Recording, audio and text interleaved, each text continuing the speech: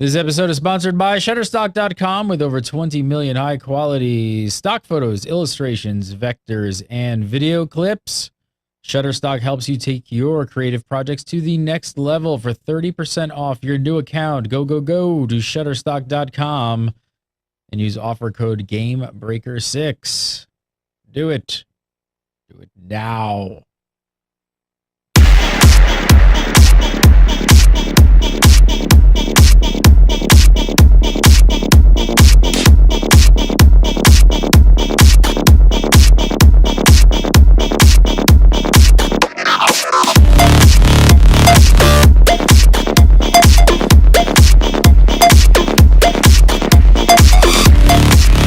What's up, everybody? Welcome to episode 2 of the Derpy Dragon right here, the free-to-play show on... Mike's already laughing just that I'm saying the name. He's like, you just say it? I'm just like, oh, man. You think this is a good idea? It's a fantastic idea. Okay. All right, just making sure. Welcome to episode 2 for, what is today? It is what, June 7th. For some reason, my show notes tell me it's May 31st. Talk about a derpy show notes. All right, you're watching Free-to-Play TV on Game Breaker. I'm Gary again, coming up on today's show. Neverwinter has ambitious plans for the future. The PS4 is apparently the console for free-to-play players, and World of Tanks is free to win. All that and more, but first, right here from GameBreaker.tv. Actually, I should say FreeToPlay.tv. Gotta get used to that. Mr. Mike Byrne, how are you, sir? Hello, Internet. I'm well, Mr. Gannon. How are you? Good to see you again on a Friday, ready to talk about some free-to-play MMOs. Indeed, indeed. Got a lot to talk about, too. We really do. Big news this week. We've got, I guess, our open beta jokes last week must have maybe gotten over to Cryptic. It may hurt their feelings a little bit because basically after that show, we got a launch date for Neverwinter. Yep, just a few days later. Just a few days later, all of a sudden, like, we're launching. Done. What do you think? You think this was coming so early? I mean, were you surprised? Do you think they were going to drag this out even longer? I don't think they were going to drag it out longer. When we talked about it last week, I kind of laid down what I thought would happen, and with the whole Gauntlet Grim being added in a few weeks, I anticipated launch would probably coincide with that, and that's what happened. So at least we're getting some big hoopla around it like we talked about. So June 20th, mark your calendars. That's the big day. And it sounds like we're getting a lot of content as well, doesn't it? Yes, and hopefully a lot of fixes, too. Oh, yeah, we're going to get into that as well. Lots of fixes. On top of that, they also announced, which was, I think, even a little bit more surprising, a free expansion already. They announced an expansion. They didn't even launch. And they've announced an expansion. This summer, it's like a new model. They're like pushing the open beta free-to-play model to the nth degree. Like, we will launch future expansion content before we even release a launch date. We're launching on the 20th, and we're selling Founders Packs for our expansion. I feel like I made a joke about that a while back and going like, is that the next thing? They're going to announce expansions before they launch? And they did. They actually did. They went and did it. Well, I mean, that's why it's kind of funny about the open beta thing. Because everybody's, not everybody who wants to play Neverwinter is playing this. Sure, there's a lot more of the population out there who will be turned on to it, I'm sure. But still. Now, what did you think? Because looking at their own website, I'm not sure what would you call this? I'm not sure if it's an expansion or a module. They call it both. Yeah, and there's certainly an argument to be made that it's not even a real expansion. It's more of a content update. I mean, it's not as clear-cut as, Star Trek when we talked about that last week, and it was clearly an expansion. They've used the word expansion. Mm-hmm. They've used the word module, but that's more to kind of jive with the whole Dungeons and Dragons thing. Right, and how each release and book and thing was a module of its own. So I can see them using that word. They used expansion, but I think it was only like once or twice, and it was lowercase letters, middle of the sentence, so they didn't like put up huge banners yet, but I think it's more of a content update with more content than a normal update would have. But I I think think it's it's more of a, like chat said, it's more of a beta expansion than a full game expansion. I feel like it's fair to call, especially for Neverwinter. I actually kind of feel like it's okay to call modules expansions modules. I know it's not gonna be expansion box, the big 1 year hit down the road kind of expansion, but I don't think anyone's really expecting that. They haven't even launched yet.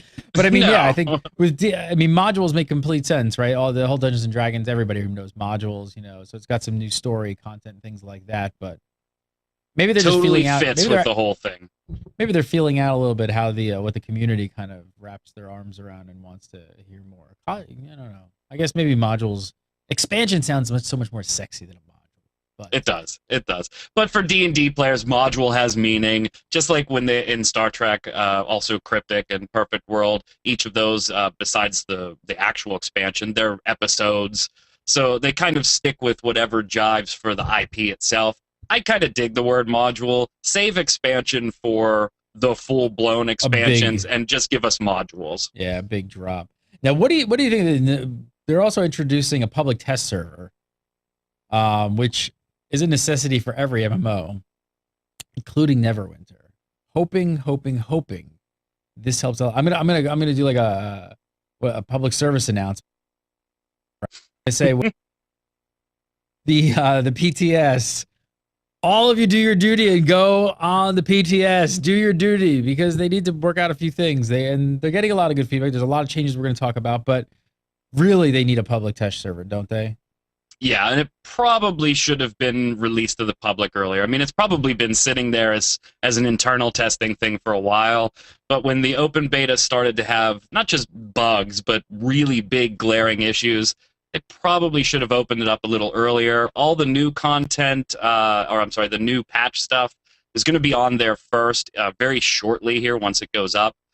Definitely something players need to get in and beat up a little bit. Especially when you look at these patch notes. Yeah. They're a little bit scaredy, and so I think it's even more of a necessity if you're going to release this much and this massive of an update that we're going to start talking about, that you have people actively on the PTS. So, all credit to them. I think they're treating a beta like a beta because these changes. I think we all joked saying like it's open beta, but really, I almost have to kind of take their side and say, you know what? They did charge. There was no wipe, but in true beta fashion of what a beta should do, which is make changes when changes are needed, they are going to be making some massive changes. Yeah, just a few. These the patch notes were reminiscent of Blizzard patch notes, and that's actually a compliment for a game that's just coming out of beta and getting into a launch, that they're changing that much that fast. There are some things that aren't addressed yet. I hope they'll be addressed a little bit later. There's still auction house issues, and this patch seems to be kind of just UI auction house stuff.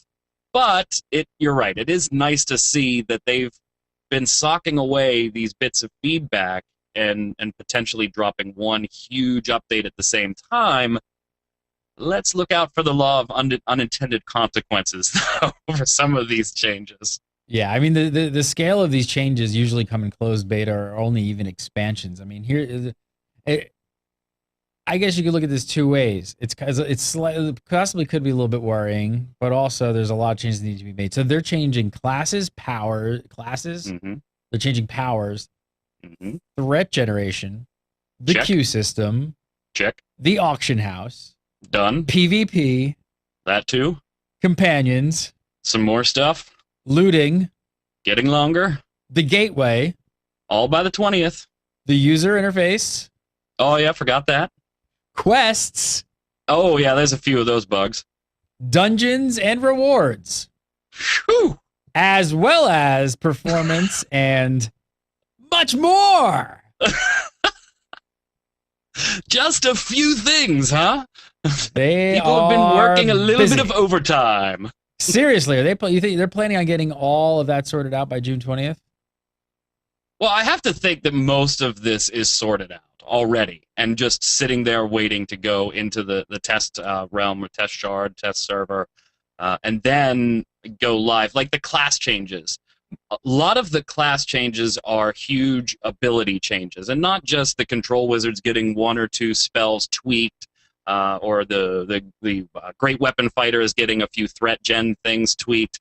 When you go and look at these patch notes, it's almost every ability that your class has that's getting some tweak, where damage is now going to be considered a dot, where the stuns are going to stack correctly, where this is going to generate threat, where the healer's threat will now be spread across multiple targets in a group fight instead of having mass threat on everything and healers getting pummeled in the game. So I have to think those types of things, they've probably been socking them away for quite some time, and they're just going to drop them all at once. It does mean, though, that players are going to pretty much have to relearn your class a little bit, and you're going to get a respec token for free to do it. Some of the other changes, though, I don't know if they've had them been working on them as long as the class changes. So there's definitely some concerns as far as, okay, you fixed this, but what else is it going to cause now? What's the community reaction to seeing this massive list? I mean, are they worried about this, or are most of the changes actually things that players have been, really hoping and admit need to be changed and looking forward to the changes? No, there's a lot here that people are looking forward to, and not just big changes or new content. We're talking about just core gameplay mechanics that a lot of Neverwinter fans are just looking forward to, because they're things that needed to be fixed.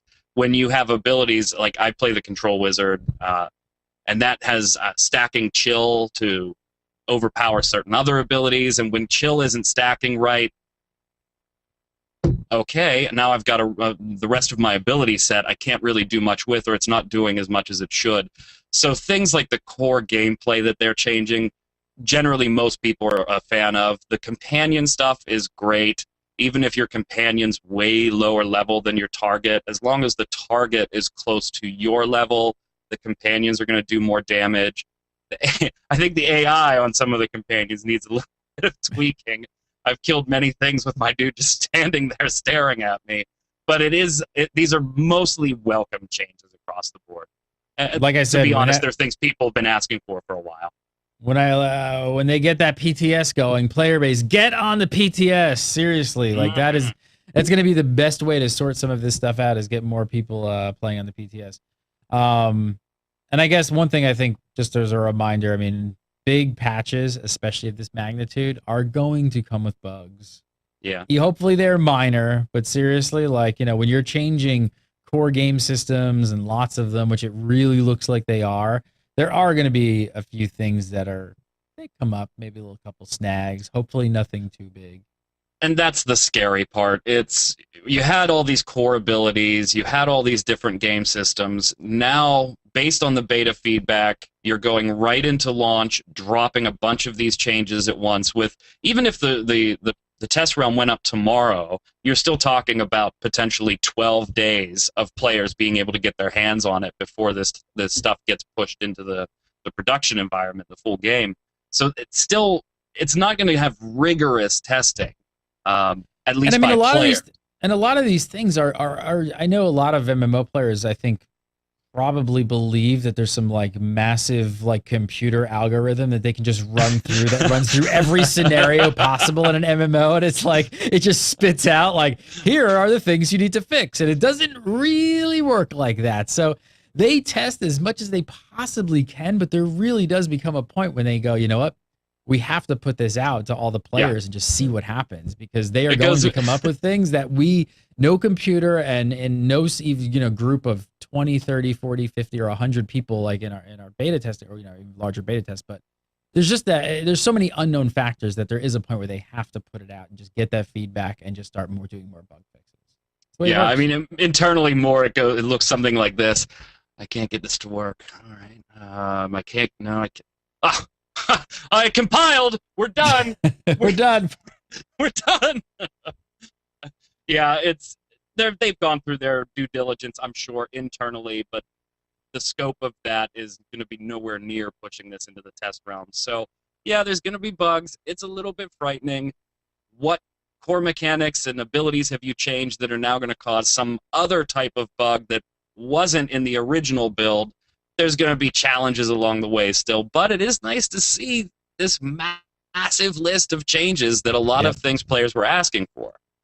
Now fix the auction house searching, please. Yep. Love to hear your comments on this, Neverwinter fans. Leave a comment below and let us know what you think of all the change, because there is a massive list, much more than we're going to go over in Derpy Dragon, that's for sure. So leave a comment. Let us know what you think of all the changes coming up to Neverwinter. Do you agree or disagree, and what you're just thinking of Neverwinter in general. All right, this week, the PS4, the PlayStation 4, is looking like it's going to be the console to buy on the MMO front. Or on any front. Oh, no! You went there! I did. This is the free-to-play show, not the console wars? I know. Microsoft's they got one more chance, and it's in a couple days. Hopefully they can win me back and not show me like television shows. Shot fired. No, we're not going to get into the console war show. Don't worry. So we're not. But the PS4, it's actually looking quite good for MMO players, right? PlanetSide 2, DC Universe Online, War Thunder, and Warframe are all free-to-play MMOs that are going to be heading to the PS4. So I think this is really great news for the MMO genre as a whole. I mean, brand new consoles, new hardware, next generation, specs. I don't know. This is awesome for MMO players. I'm excited to see this. It's huge. And you guys have talked about this on Twimo for maybe a year and a half, 2 years now, on when's free-to-play going to break into the console market, in force. There's a few titles here and there, and everybody was looking at Dust 514 as that potential, okay, this is the game-changing title that's going to help adopt. And then you've talked about MMOs in general on consoles as well, and we've seen a few, right? I mean, we had Final Fantasy 11 on multiple consoles, and we've had DCUO on consoles already as well. But now we have, hey, this console's coming up, and boom, you're getting 4 arguably AAA free-to-play experiences confirmed already. So this, I think, is the tipping point. I mean, these aren't mom-and-pop indie titles that are just trying to get some exposure. No, I mean, everybody knows. I'm sure most people watching this show are all familiar with Planet EO's PS3. That's great. They're bringing that over. I think PlanetSide 2 is going to be super interesting to see how it plays out on a console. War Thunder is actually a game I played a bunch of as well. War Thunder is not a flight sim. It's air combat. It's not very simmy. It's a little more arcadey, but it's it's dogfights and it's a air combat game. I mean, everybody that loves War Thunder hates to hear this, but for those of you that haven't played it, it's in the same vein as World of Warplanes. Yes, it's just got a worse name. Yes. I can't remember War Thunder. It's so generic, and I'm just like, every time I look at it, I'm like, between when you were just talking, I had to go to the website and be like, I played this game. That's right. Yes, I have. Let me make sure that maybe, is it the right one? Yes, that is War Thunder. I played a bunch of that. Yes. I forgot the name already. What's the name of the game? I can't remember already. Warframe, another one. A lot of people have been really excited about in the past few months. Been doing really well. So I don't know. Have you played any War Thunder, by the way? I have. I've played substantial amounts of PS2 or PlayStation, PlanetSide 2. Again, not terribly good at it, being the PvP guru that I am. DC Universe, played it both on PlayStation and on the computer. I mean, all 4 of these are titles that I've played quite a bit of. And do you notice the theme here, Gary? The 4 that are going the fastest are the MMOs that were either designed for a controller, or the other ones that lend themselves to controllers very, very, very well. These are all flight sim, combat, FPS. FPS. What do you call Warframe? A hack and slashy, gunny, third-person-y, whatever you want to call it. But they all lend themselves to controllers, right? It's going to be interesting to see the EverQuest Nexts, because I mean, you've got to believe that's coming at some point, right? And why not put it on PlayStation 4 at this point? It's going to be interesting to see those more keyboard mouse oriented MMOs make the transition and see what they do, because historically they've been average at best. Even DCUO, which has a pretty good control scheme, is better with a controller, is still average at best. Yeah, I mean, I think I'm probably most excited about PlanetSide 2 on a PS4. I think it's going to be a pretty awesome experience. DCUO still a really fun free to play game out there, but like I said, Yeah. when Warframe's getting a ton of love, so that's going to be cool. I think, yeah, I mean, I don't know. Would you say that the new consoles are actually getting closer to PCs? I'm still a PC gamer, believe me. I'm never gonna give up my mouse and keyboard. That's not happening. But I And feel like start chat room hate in 3. well, no. What I feel like is I feel like more than previous consoles, they're getting closer to PCs to some extent, and I think this can only be good for us. Like I think for the MMO players out there to have this, other options and have them on other consoles and different ways to play them, I think is only a good thing because that means more developers might be interested in them. They find new ways to monetize them and sell on them, which really could open up the door to it and kind of raise the ceiling of how many people actually even play online or games. Yeah, the consoles too, especially PlayStation 4 in particular, they're so similar as far as development for a PC. Now, don't get me wrong, chat room and comments. I'm not saying that the consoles are on par with PC or one is better than the other. But from a development standpoint, the PlayStation 4 is tremendously easier to program for than the PlayStation 3 was because it starts to emulate the way a computer behaves a lot more and the type of equipment you have in your computer. So, yes, it's definitely opening up the door for more people to develop that type of content. And that's the one glaring issue that's still up in the air a little bit, and why you haven't seen more MMOs is that whole licensing stuff with either Microsoft or Sony and how you get the rights to publish something. And then if you need a subscription, good Lord, that's another discussion. So it'll be interesting the way it all shakes out, but it's definitely good for PC gamers and MMO gamers in particular. Even Smedley on his Twitter this week said that the development of PlanetSide 2 on the PlayStation 4 will lead to vast improvements in PlanetSide 2 on the computer. So they're seeing it from that side too. Interesting stuff. And of course, obviously, all going free to play means everybody watching this show has more games to try, especially the PlayStation platform with not having to pay a subscription. Huge plus for everybody. Perfect model for a console. So, going to be an interesting year. Hey, I paid subscriptions on a console forever. Don't badmouth that. Yeah. What does it have to do with Final Fantasy 11, boy? Yes, it is. I see that shirt peeking out. Oh, that's 14, baby. Yeah, I know, but it's close enough. I knew what it was. I could just see that little crest across the top. I'll just give you a hint, Gary, a little subtle hint here. This isn't the only banner I own. Oh, subtle hint. No idea what that means. Shutterstock. I want to get you guys 30% off on your Shutterstock account. That is a huge amount off. 30% off your Shutterstock account. Head on over, make a new account, use promo code GameBreaker6 on your checkout. Get 30% off. A lot of rustling. I wonder what's going on. Nothing? Oh, I thought maybe you're going to Shutterstock. Pulling out some. I already used the discount number 5 last month. Well, I mean, speaking of, right? Look at our banner behind you, also gloriously, with that little man. Guess where we got that little man? Where did we get him? Shutterstock. We got that little man over at Shutterstock. That's right. That's where we got the logo modifier.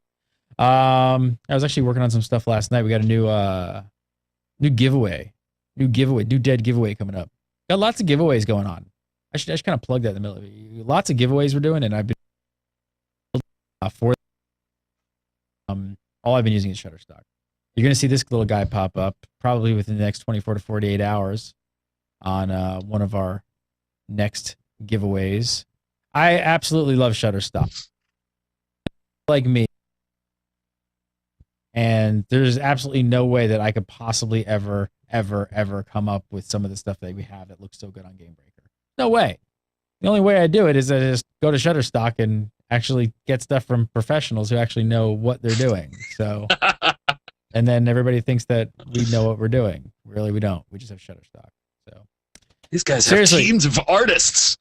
No, we don't. I got a promo code for you, GameBreaker6. That's it. Go on over right now. Go to Shutterstock.com. Make a brand new account. Like I said, on checkout, make sure you use that promo code and going to get yourself 30% off. So happy to have these guys on as sponsors. Support GameBreaker by supporting our sponsor, Shutterstock. All right, let's talk about World of Tanks, man. They dropped a bomb this week. Yeah. 2 for 2 today. They made a pretty bold statement this week saying goodbye to pay to win, basically. So seriously, they're changing their business model of World of Tanks and their practices, and they're removing, get this, they're removing anything that may be considered pay to win and are openly admitting to do so. How ballsy is that? Have you ever seen a company actually with I hope people realize how large their player base is. 'Cause I know in the West it's a little bit smaller, but like in Russia, I mean, their game is gigantic. They have millions upon millions of players playing their game, and they take now it for decided, what it's worth as a statistic. It's kind of one of those numbers, but today they just announced 60 million registered accounts. 60 million registered accounts. Okay, and they have gone forward and said, you know what, we're going to change a lot about how the game works because we are going to remove anything that could be considered pay to win. And they're only going to be selling things like cosmetic items only in the store. How effing ballsy is that? It's pretty cool, right? I mean, that's what we all want to hear for every game is just, you know what, we're just going to give it to you. And if you want to throw us some money, feel free, we'll accept it. There is a flip side, though, Gary. It's a great announcement. Don't get me wrong. I love that they're doing this, and I love that they're being very public about it, too. But then isn't that kind of an acknowledgement that you were previously pay to win? Is that just me? I don't know if you can absolutely definitively say that. I don't know. No. And I don't think World of Tanks was pay to win. No, I mean, that's there was what I'm saying, that whole but gold ammo thing for a while, but then they fixed that, too. So, yeah, I mean, I think there are some things that some of these games sell that it's like a gray area. Like there's people on both sides of the fence and they argue about it. So I think that, you know, even things like potions and stuff sometimes, like people like, you know, XP things and things like that, like people feel like are really like, you know, just too far. I don't think this is just like an admittance of like, hey, the game needed to be fixed because we screwed up. I really think this is just that, you know what? We want to be, they want to really get into esports full force, and they want to be, they want to compete, like, and get up in there in that League of Legends range that they're kind of looking at Riot as the model. And I don't think that they want absolutely anything that could be considered gray. And I just think that they just want to make it like there's nobody, you can't argue anymore once they make these changes. It's just going to be like, look, this game is absolutely not pay to win. There's nothing but cosmetic items. There's nothing with stats. There's nothing going on like that whatsoever. So, right. I don't know. I kind of got to give a tip of the old hat to Victor on this one. So I do too. It's a huge announcement. It puts. Do you think it puts a lot of pressure on other companies now? I think it does. I mean, it's not some small little company saying, "Hey, you know what? We really, really want your business, and so we're going to put a bunch of marketing dollars into saying, look, we're not pay to win, and we've dropped all of this stuff that even might be considered pay to win." You're talking about a Wargaming.net. It's acquired 2 new companies just in the last 5 months alone. Yeah, you're not talking about some little company. This isn't some little company who needs to fix their game. Like, that is not. When you can afford 10,000 square feet at E3, you're a big deal. Oh, you're they're a big huge. deal. I mean, they're making money hand over fist. This is not like this is so they see a bigger picture here. They think that esports is really, you know, something that's truly important to the industry, and they really want to get behind, and they really want to see it happen around World of Tanks. And I think they just realized that, you know what? Who else is really doing it? I mean, StarCraft, League of Legends, some fighting games. I think this is too long already. So I do think other companies look at this and want to play with the big boys at that level of esports. Yeah, there could not be any gray. Like, it's just not going to work. It also puts them in a really, really good position for what we were just talking about with the PlayStation 4 and the MMO market as well. I mean, they picked up Day One Studios, which is primarily a console developer, and they were working on Reign of Thunder at the time when they got acquired. I think it was in late January, early February, which was supposed to be a free-to-play mech-type combat game. So it really puts them under a great marketing spotlight with a new system, with a virtually untapped market, and a huge company that already has this "we're not going to be pay to win" advertising flag on them as they come into that new console market. So they're poised in a really good position to put some pressure on some other companies. I think the thing that's interesting too is that, like, you know, you could almost wonder if their success in some other countries and stuff, and how they've grown to 60 million, if part of that success doesn't sort of stem on how they did create it in the first place. Now, why we say it's such a ballsy move is, how do all those players react? They've been used to playing this game that they obviously love because there's millions of them playing. And now they're going to change that. And I guess for a lot of us looking at the game, we're like, wow, I think this is a really great change. I think it's a smart change. I don't know. Could they possibly piss off their current player base who say, like, no, we actually liked it like this? I liked buying some of these things that maybe gave me a bit of a boost and kind of like being able to beat people up. They do run that risk. They certainly do, but I wouldn't be too concerned about that one. I mean, the big pay-to-win argument in World of Tanks for a long time was the gold ammo, right? And even the people that were on the forums and things like that that acknowledged buying a lot of gold ammo, they were the first ones to say, yeah, I spend a lot of money on it, but I very seldom use it because I'm more concerned about putting my tank against whatever type of terrain is around to protect my weak spots, and picking my targets and where I hit my targets a little more wisely. So I think it's going to be generally positive. Now, if you are spending hundreds and hundreds and hundreds of dollars to compensate for not really understanding the game, you're probably mad. But out of 60 million, I think you're fine. Yeah, Wargamer are actually saying that they're not expecting any decline in profits from this. Yeah. Which, they're all hoping on that one. Yeah, kind of. Do you think they're going to have a loss of profits? I mean, you're a business savvy guy. I don't think so. I really don't. And I think that what this may do actually is this may really increase, like, in some areas. But I think maybe some of the things that they were selling kind of maybe are some of the aspects of what held World of Tanks down a little bit here in the U.S. from really growing a player base. And I think that this may really open it up to a lot more players in the U.S. trying it out and playing it. And especially now with news like this, right? This is like all new news. And I think I'm watching the chat room and people are like, mind blown, this is crazy. And I think a lot of people who have never even maybe tried World of Tanks or tried it and saw that store and kind of got turned off are going to say, like, hey, now I want to try this again. Like, I don't know. I think what it's also going to really stem on is, can World of Tanks really truly become like a huge esport? Can you see that happening? Do you think people would start supporting like teams of tanks? I mean, it sounds kind of funny, but I don't see World of Tanks by itself becoming an esport. Because yes, I could see it being electronic competition, but esport generally is somewhat entertaining to watch. And World of Tanks by itself, to me, is just too slow of action or items going on, especially in larger battles. I don't know if it has appeal as something you would watch.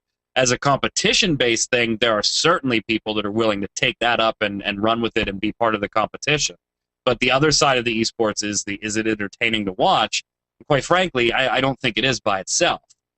But, harken back to last week, planes, submarines, tanks, consoles, computers, jam, one big war. I think now you have a really compelling thing to watch as far as watching how all of these systems integrate and become a massive battle.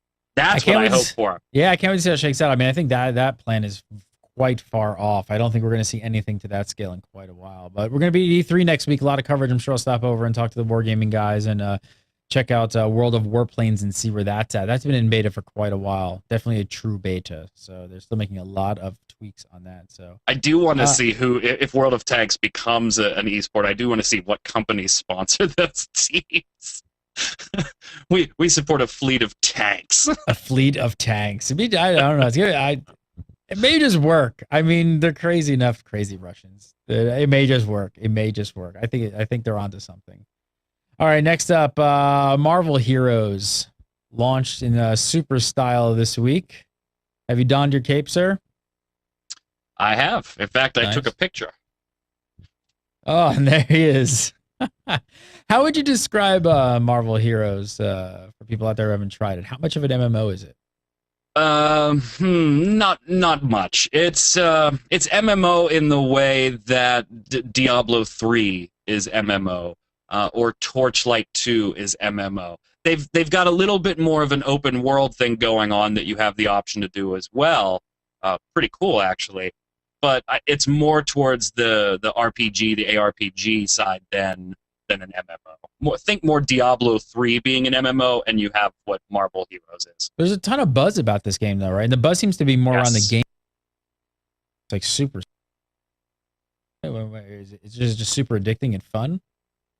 Well, it's a loot fest, man. So if that's, if you play Diablo 1, we're talking about David Brevik here, right? And Gazillion Entertainment. If you play Diablo 1 and Diablo 2 and you love that just absolute loot fest, and you're okay with comic book characters, we're not even going to talk about the people that are just Marvel junkies. They're going to jump in this no matter what type of damn game it was. But even if you're just okay with comic book characters, but you love that loot fest, there's a very compelling addiction going on with the game. So yeah, it's pretty self-explanatory. If you like it, loot fest, go for it. So would you... who do you think it's more attractive to? So do you think it's more attractive to MMO players or ARPG players? Or are they going for both? I think they're going for both, right? They have open world type things where you can zone out and everybody can run around and kill things, and random villains spawn there for you to take down. So there's all kinds of open world stuff, but the core gameplay is that tried and true, get your quest, go into a instance zone where it's only you and your party, go do your quest, and then come back to the main hub to receive the next quest. I think they're obviously going for both to get a bigger market share and a bigger player base, but I think they missed the MMO line by a fair margin. They do have PvP in there, some issues right now. I'm sure they'll work out some balance things there. But to me, it's more on the ARPG side. That's the core player base. What's the business model like? Actually, pretty good. And Gazillion almost made a very, very bad mistake at PAX East, but they rectified it. Yeah. So the cash shop has obviously your heroes is going to be the big draw in this game, right? Mm-hmm. You've got bajillions of potential Marvel heroes that have a fan somewhere, if not hundreds of fans. So that's the big draw, is buying those heroes. You have all the additional costumes for these heroes as well. And then you have your usual boosts and packages and things like that. Everything sounds good so far. No signs of pay to win yet. Perfect, right? And the heroes do have a chance to drop in the game, albeit a small chance, but they do have a chance to randomly drop in the game. So even the main thing you would want to buy, you have the ability to get for free, but there's a more random and time element in it. Now, they almost screwed this up, because that was their plan initially. And I got to interview David Brevik way back when this was in early beta.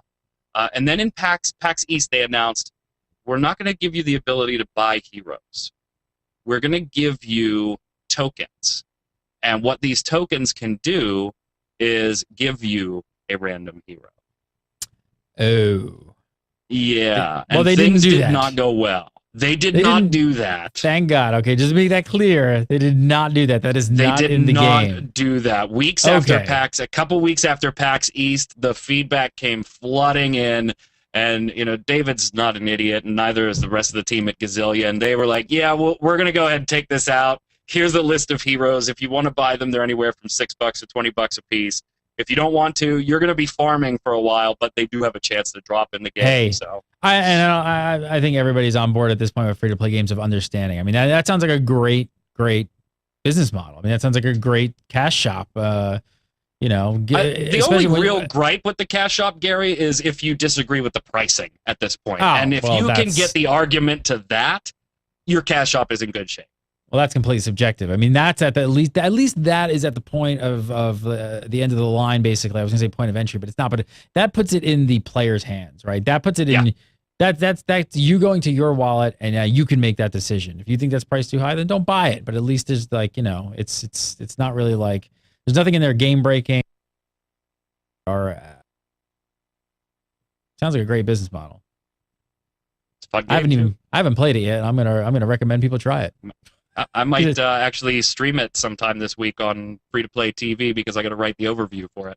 There you go. Perfect. I will be watching, sir.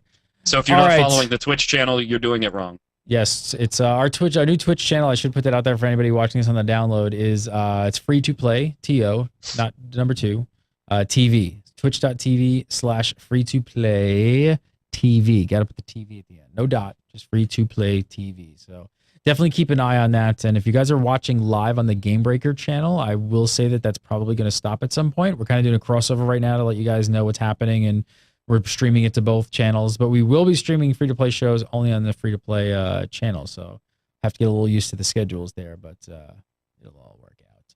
All right, I want to talk a little bit about Tryon and Rift's patch. But first, I want to tell you guys really quickly about Audible. I want you to try out Audible free. It's a free-to-play show, and we love free stuff. You got to check out the Audible because I got free 30-day trial. I got free audiobook with your name on it. All you got to do is use the URL audible.com/gamebreaker. Use that URL. You're going to get free stuff. You're going to get you download the app, you put it on your iPhone, your iOS device, your Android, whatever you got. You put it on there. You're going to get a free credit. You're going to go get to download a book of your choice with that credit. And actually, these are some World of Warcraft books. But we just finished talking about some D&D. Let's see, the Neverwinter. Can't type here. Hang on. That's going to get just a few results. Let's see if we type Neverwinter. Yes. Look at all the R.A. Salvatore stuff is on here, and you could be downloading one of these tonight as your free book right from audible.com/gamebreaker. I have listened to, I should say, book 1. This one right here, The Legend of Drizzt. It is fantastic. I got sidetracked listening to a couple other things, but this is on my list to keep going with this whole series because if you guys have not checked out R.A. Salvatore's stuff, I'm sure many of you have. It is absolutely worth checking out. Great writer. Love this book. Highly recommend it. Check it out. Go over to audible.com/gamebreaker. Sign it up. Get your free 30 days. Get your free book. Start listening to some Neverwinter R.A. Salvatore action tonight. All right. Tryon have revealed the content of their upcoming free-to-play patch for Rift. If you guys haven't heard, Rift is going completely free-to-play on June 12th, which will be next week. We knew about this before the show started. Before we get into this news, though, I have to say Rift is an extremely exciting addition. Whoa, how'd that happen? Oh no, there's 2 Garys. Oh no. I'm incredibly excited that Rift is now going into the free-to-play market. I mean, I think this is huge. To go amongst the ranks of free-to-play, great addition for gamers out there who want another option in a game to play. Do you agree? Totally agree. I mean, it was a big deal when Terra went, and this is even bigger than that, in my opinion, because it was subbed for so long. Love it. I mean, Rift launched before SWTOR had one of the most positive receptions and launches I've almost ever seen in an MMO. It's kind of declined a bit over the years. I kind of feel, I guess, from a gamer perspective on the outside, I almost wish they went free to play a little bit sooner. I think they may have, they probably could have done with that, but I don't know. Come June 12th, if you haven't checked out Rift, you absolutely should. I absolutely recommend checking out Rift. It's a great game. Do you have any of the specifics in front of you, or do you know about how they're treating people who own the box as opposed to people who are coming in free to play? How's that all working? Yeah, so you're getting all kinds of perks right now, and I wish I would have waited a few days. Rift has been my fallback MMO for a long time. We all have that, right? That one MMO that when we get bored with the 1 or 2 new things we're playing, we go right back to. For most people, it's WoW. I got bored. Rift has kind of been that for the last year or so. So when I heard the free-to-play announcement, I resubbed, bought 60 days real quick, and started getting back in. I re-rolled a mage, and I think I'm like 22 or 23 now. Love Rift. Love it, love it, love it, love it. Yes, it's more tab targeting and older school stuff, but that's because it's an older school game. They did a free weekend this past weekend, and very quietly on the back end of that weekend, via their Twitter account, they said, hey, by the way, if you own the box and you partook in the free weekend here and you want to play still, go ahead. We're not going to lock your account. So if you bought the original box or the Storm Legion box, you are still able to play right now. They're going to let you have access all the way up to the free-to-play conversion on the 12th. If you never bought the box, you have to wait until the 12th. So a couple extra days. That's cool. But what you're getting for owning the box or owning the Storm Legion expansion pack are additional bag slots and additional character slots if you own just the original box. If you own Storm Legion, you're getting additional bag slots, additional character slots, and the additional souls. So free-to-play players will have limitations on those. You get more of those opened up if you have either one of the softwares. The only difference between the original box and Storm Legion is the additional souls. Everything else, you'll have fun bag slots and character slots galore. And on top of that, I mean, the patch that's going to hit on June 12th looks like a big patch. I mean, you're getting new zones, raid bosses, solo and group content. So we're definitely going to be checking out Rift again once it goes free to play, I'm sure, right here on the Derpy Dragon. I'm in there now. And the chat room, good point. I almost forgot. If you don't have a box and you'd like to play right now, you can still play Rift Lite. It's just going to cap you at 20 until the 12th. There you go. Check it out. Check it out. Check it out. Mike Byrne, a.k.a. Magic Man. Follow him on the Twitter at MagicMan1. Got it right this week, bro. Yay! Almost didn't get it right before the show. I realized, oh, that's not right. Gotta go redo the lower third. Always a pleasure, sir. Make sure you follow Mike on the Twitter at Magic Man. How many Twitter followers you got right now? Like 260. I haven't done this in a long time, but we're gonna do Twitter bomb. Oh no! Go follow the Magic Man right here on Twitter right now. You need to do it, peeps. Let's do it. Let's Twitter bomb him. Let's get him up there. Let's get him some followers. Get going. You're going to want to follow him because we got lots of good free-to-play content coming over on the Free-to-Play TV, and he's the man running the site over there. So definitely go follow him right now. Twitter bomb the man. If you want to follow me, you can follow me at Gary Gannon, GaryGannon.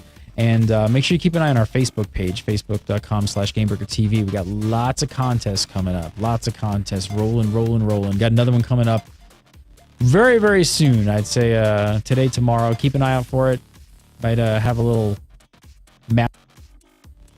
There's involve some t-shirts. Might involve some stuff. So check it out.